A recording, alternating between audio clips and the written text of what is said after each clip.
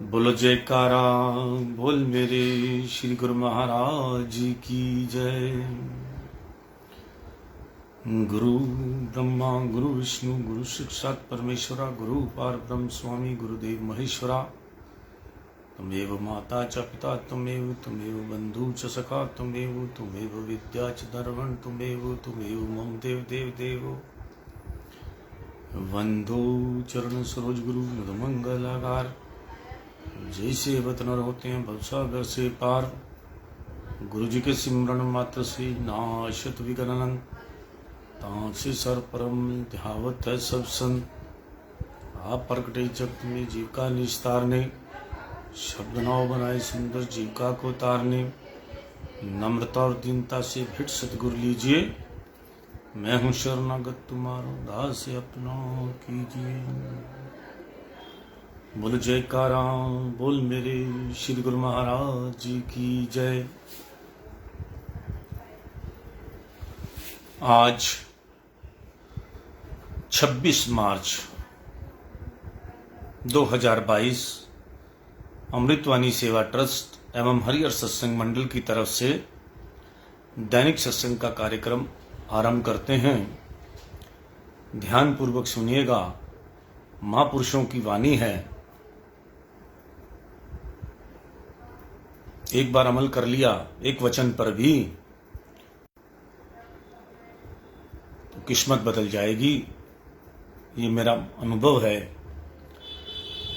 हर काम में टाइम लगता है। आप अगर भक्ति के रास्ते पर चलेंगे उसमें भी पहले आप भक्ति में क्लास में नर्सरी में बैठना सीखिए।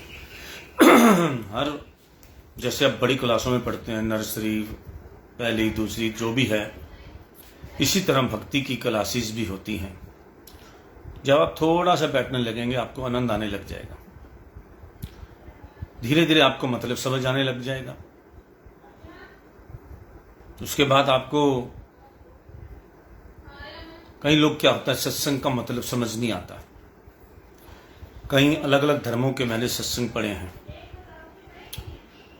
उसके अंदर जो लैंग्वेज होती है कईयों में टफ होती है, कईयों में इजी होती है, लेकिन मतलब सभी के एक ही निकलते हैं। क्योंकि महापुरुषों की वाणी है, कैसे भी पढ़ी जाए कहने का मतलब वही है। तो इसीलिए हमारे सद्गुरुदेव महाराज जी ने जितने भी ग्रंथ बनाए हैं, जितने भी हमारे अनंतपुर धाम की हमारी जो है पुस्तकें हैं, ग्रंथ हैं, वो बहुत इजी लैंग्वेज में है। बहुत आराम से समझ सकते हैं आप उसको। इसीलिए जो है और इस पे आचरण करेंगे आपको बहुत अच्छा लगेगा।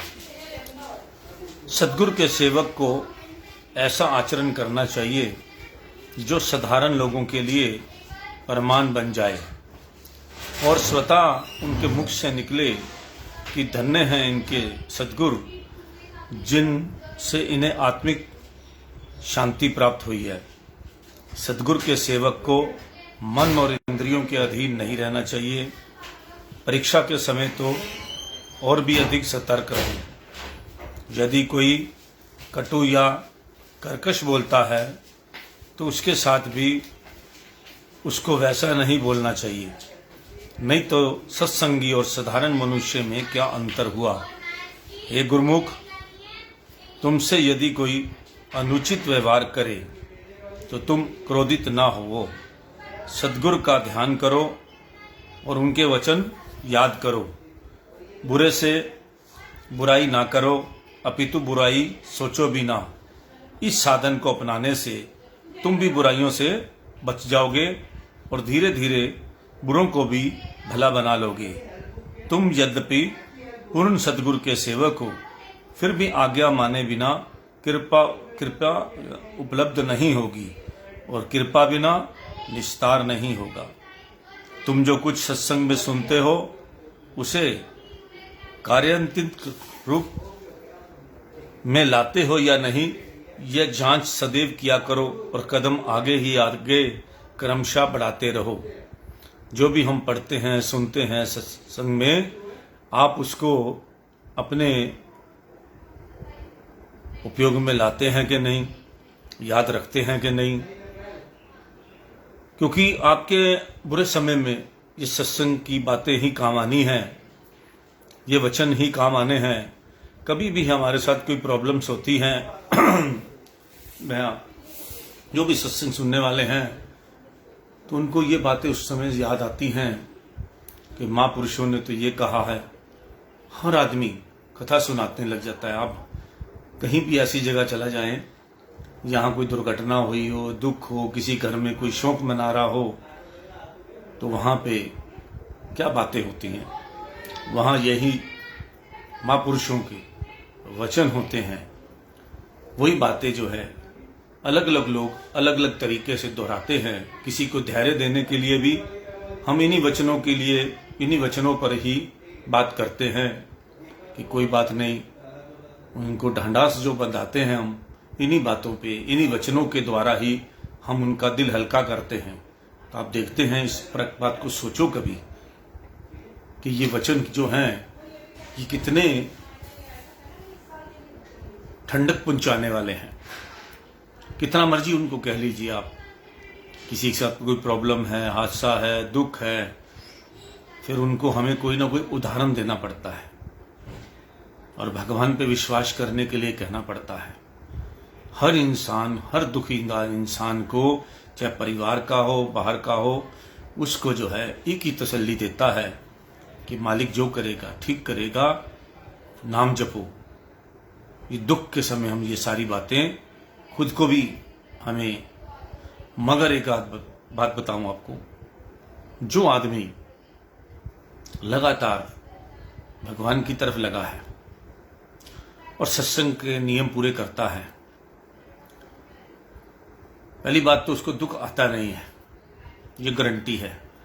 अगर पिछले जन्म की दुख आते हैं तो उसका सिस्टम भगवान जो है हमारे लिए बना देता है। मरम का काम करने के लिए कोई ना कोई किसी को भेज देगा या उसकी तैयारी पहले ही हमारे को करवा दी जाएगी। ऐसा मेरा अनुभव है, ऐसा मैं देखता हूँ। जो भी सब हम लोग जो हैं उदाहरण देते हैं, जो हमारे साथ घटना घटित होती हैं, भगवान ने किस तरह से हमें जो है समय पर किस समय आकर, और जो भगवान का प्यारा होता है वो हमेशा दुखों में भी बड़ा खुशहाल रहता है। क्यों? उसको लगता है, दिखता है कि मेरे साथ तो ये घटना होने वाली थी, मैंने तो ये गलत काम कर दिया था, मगर बच गया मैं।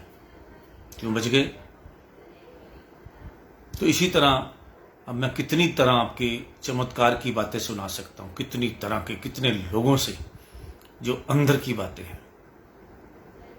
तो इसीलिए जो है, जो मालिक के साथ जुड़े हैं उनको कुदरत एकदम दुख के समय पूरा सहारा देती है, और जो बिल्कुल नहीं जुड़े उनका भी दिमाग अगर बहुत नुकसान खाने के बाद भी भगवान की तरफ चला जाता है तो भी भगवान धन्य हो जाते हैं कि चलो याद तो किया, और ऐसा होता भी है।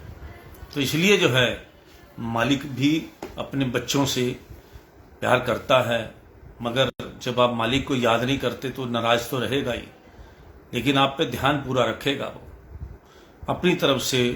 ये कुदरत जो है किसी का भी बुरा नहीं करती, हमेशा अच्छा से अच्छा सोचती है।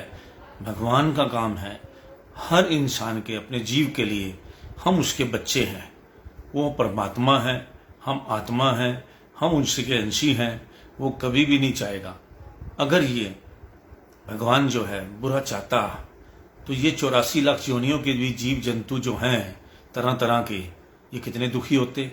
ये अपनी जिस भी जून में हैं खुश है। ऐसी बहुत सारे उदाहरण हैं, ऐसी बहुत सारी कहानियां हैं जिसके अंदर ये कोई भी अपने, कोई मरना चाहता है क्या? कोई कुत्ता मरना चाहता है क्या? कोई बिल्ली मरना चाहती है? या वो आत्महत्या देखा आपने किसी को करते हुए, किसी जीव को? सभी अपने अपने सिस्टम में खुश है। एक इंसान है वो सेटिस्फाइड नहीं रहता कभी भी, उसके अंदर शांति नहीं आती। वो तो इस बात को महापुरुषों ने भी कहा है, इंसान अगर इंसान ही बना रहे, भगवान बनने की भी कोशिश ना करे, तो ये भी उनका अपने आप में बहुत बड़ा बड़प्पन है।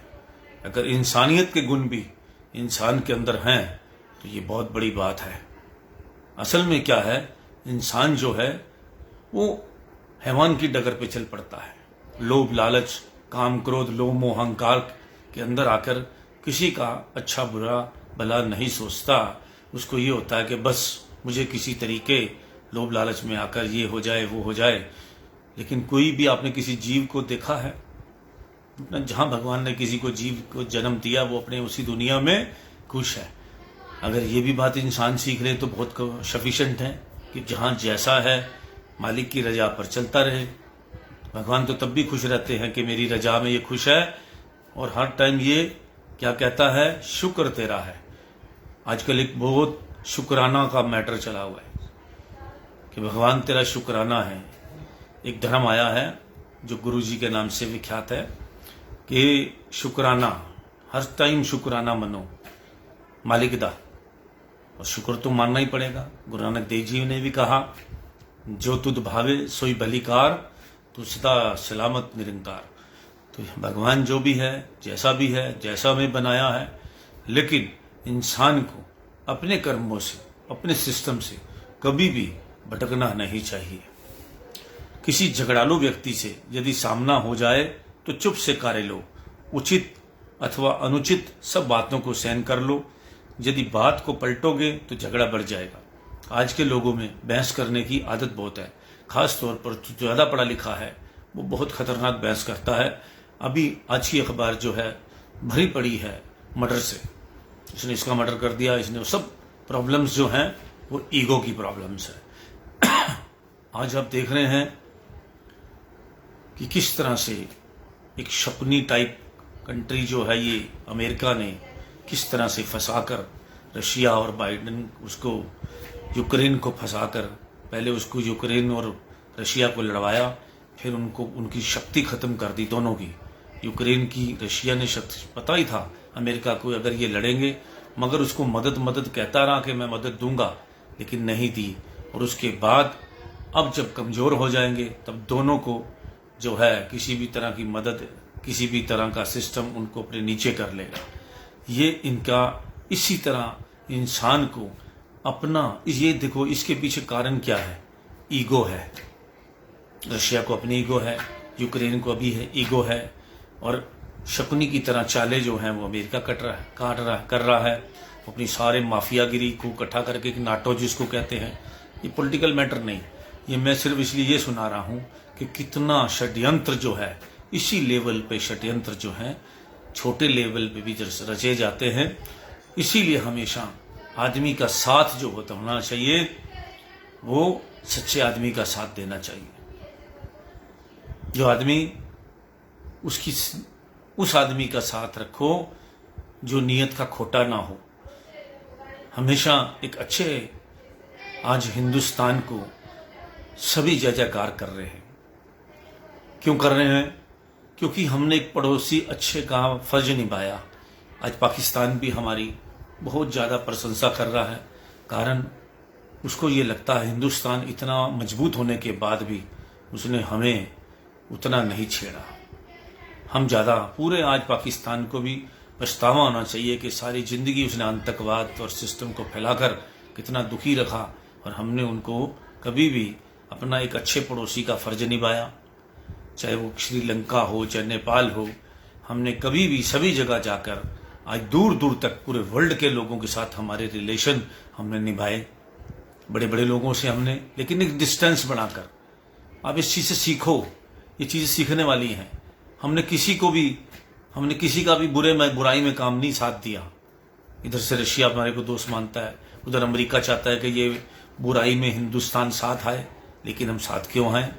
मोदी जी ऐसा कभी काम नहीं करेंगे, वो ये आध्यात्मिक आदमी है। इसीलिए इन चीज़ों से हमें सीखना चाहिए। चाहे मोदी जी से पहले प्रधानमंत्री थे, जो भी थे, सभी तरह के, हमारे इंडिया ने एक अच्छे पड़ोसी का फर्ज निभाया।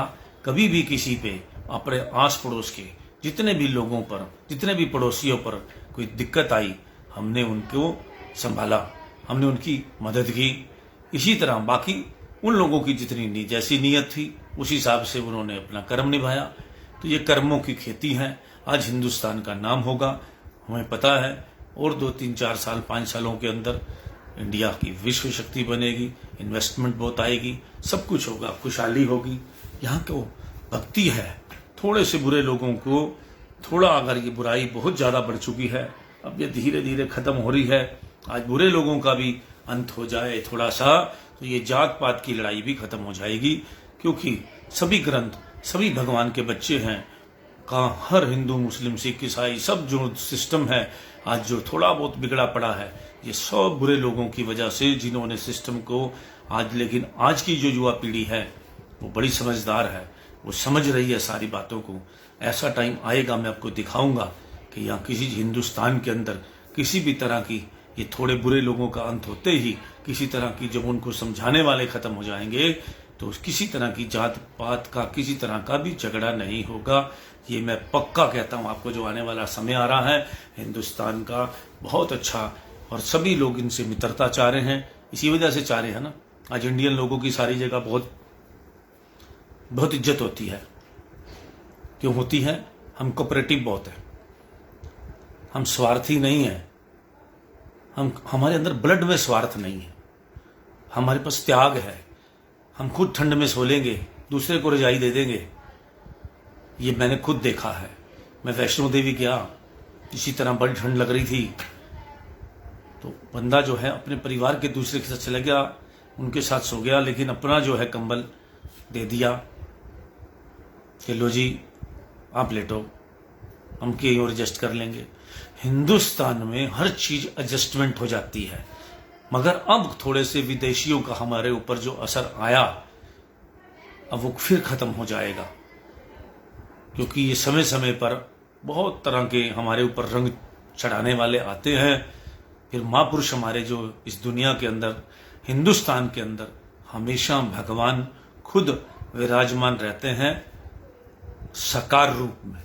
आज भी महापुरुष हमारे हिंदुस्तान के अंदर साकार रूप में विद्यमान है, ये दुनिया जानती है। तभी आज हमारे पास अच्छाई फैलाने, आज हम अपने गुरुओं की वजह से हम सत्संग कर पा रहे हैं। आज हमें यही चीजें हमने बुरी सीखी होती, आज हमारा दिल, हमारा मन, हम कभी भी अपना सत्संग में समय जो नहीं बिताते हैं, लेकिन हम गलत जगह नहीं जाते। सभी को पता है जो भी ये हम कहाँ से सीखा, संस्कार थे, संस्कार मिले। इसी तरह हर इंसान को इस आज नहीं तो कल हमारे बच्चों को संस्कार देने के लिए भगवान ने बहुत दिए जला रखे हैं। बहुत महापुरुष, बहुत अच्छी अच्छी जो है आत्माएं हैं आस पड़ोस में, हर इलाके के अंदर, हर जगह, पूरे विश्व के अंदर, पूरे देश के अंदर, हमारे देश में खास तौर पर आपको जगह जगह ऐसे आत्माएं मिलेंगी जो दूसरों को समझाएंगी और जो है वो सही रास्ते पर चल पड़ेगा। आज भी हिंदुस्तान वर्ल्ड का महागुरु है। आज भी वर्ल्ड पूरा हमारी तरफ देखेगा कि इन्होंने किस तरह से रोल निभाते हैं। और आज रोल निभाने वाला भी भगवान ने एक ऐसा पैदा कर दिया है जिसको ओरिजिनल रोल निभाना आता है, जिसको भगवान ने धक्के खा कर जो है हमारे देश का प्रधानमंत्री बनाया। इतने झटके दे देकर, इतना त्याग करने के बाद उसको त्याग करना भी आता है, उसको व्यवहार करना भी आता है, उसको डांटना भी आता है। उसको ऐसा प्रधानमंत्री हमें ऐसे बुरे समय में दिया, और आज हिंदुस्तान जो है इसी झंडे के नीचे एक विश्व गुरु बनेगा, पक्का बनेगा। क्योंकि हमारे बच्चे बहुत कुछ जानते हैं और बहुत कुछ जानेंगे।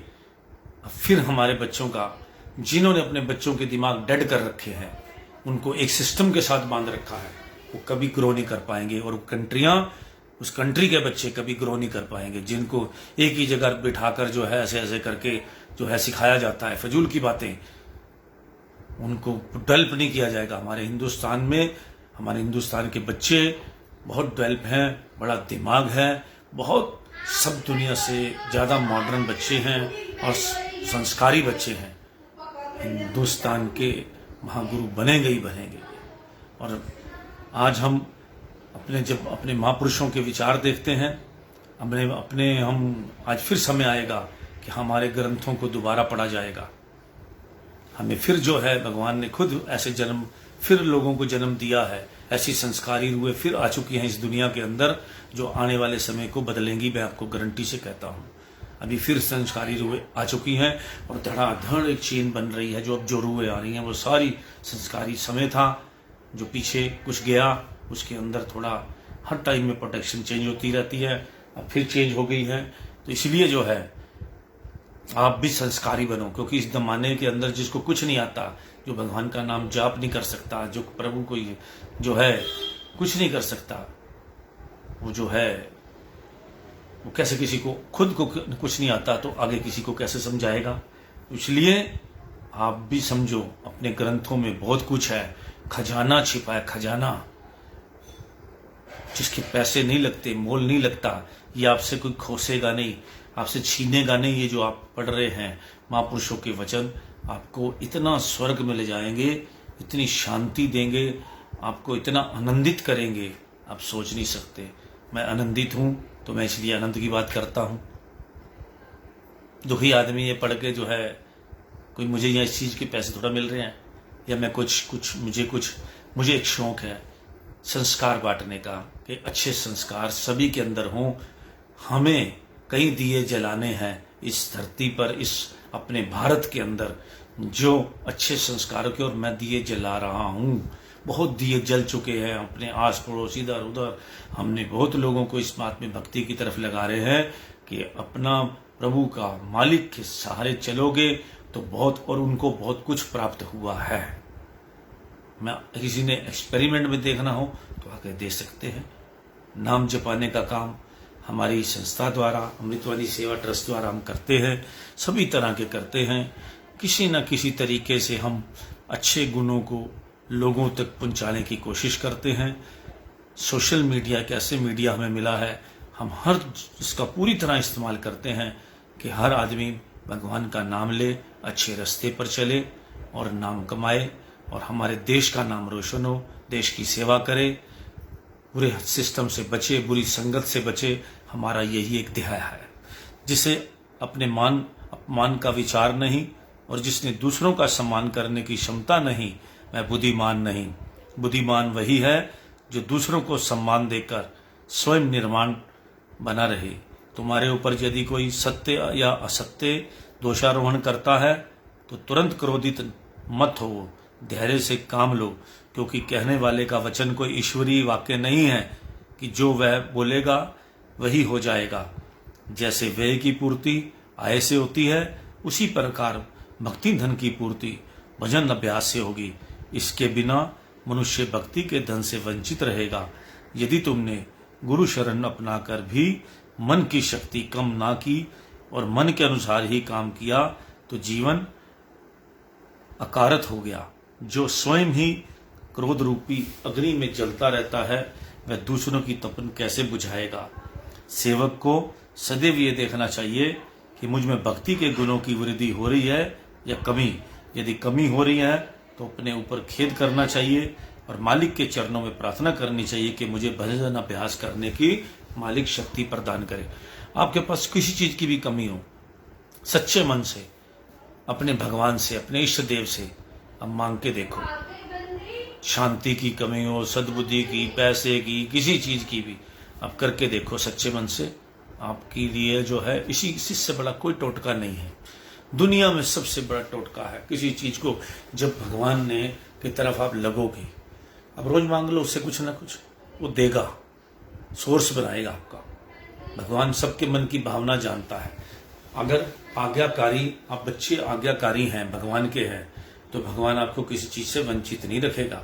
हाँ, आप मिसयूज करते हैं किसी भी आज्ञा का, भगवान की आज्ञा नहीं मानते, कुदरत के खिलाफ चलते हैं, तो कुदरत आपको कभी भी कुछ नहीं देने वाली। एक माँ बाप के जो बच्चा जो है अपने माँ बाप के कहने पर, आज्ञा पर चलता है, माँ बाप उसको सभी कुछ देते हैं। और एक बच्चा जो है माँ बाप उसको भी देते हैं अनमने ढंग से, जो कहना नहीं मानता, लेकिन फिर उस पर इतना ध्यान नहीं रखता, ध्यान उधर ही होता है उसका। सिर्फ यही होता है जो बच्चा कहना नहीं मानता कि किसी तरीके भगवान इसको सद्बुद्धि दे, ये बच्चा मेरा कहना माने। नहीं तो ये है उसको पता है कि नहीं तो ये डूबेगा, इसका डूबना निश्चित है। सबसे कमजोर तरफ जो है बच्चे का, माँ बाप का ध्यान कमजोर बच्चे की तरफ होता है। मैं भी एक बाप हूँ, मुझे पता होता है ये बच्चा मेरा डूब सकता है, इसलिए मैं उसकी तरफ ज़्यादा ध्यान रखूँगा। इसको प्रॉब्लम आ सकती है, ये मानता नहीं है कहना, जो कहना मानेगा माँ बाप का। इसी तरह हम अपने गुरुओं के, अपने महापुरुषों के, अपने मालिक का कहना मानेंगे, उनके कहने पर चलेंगे, तो हमें किसी चीज़ की दिक्कत नहीं आने वाली। वो हमारा ऐसा हाथ पकड़ के रखते हैं। तो आज का सत्संग यही समाप्त करता हूँ। जय सच्चिदानंद, राम राम, सत श्री अकाल।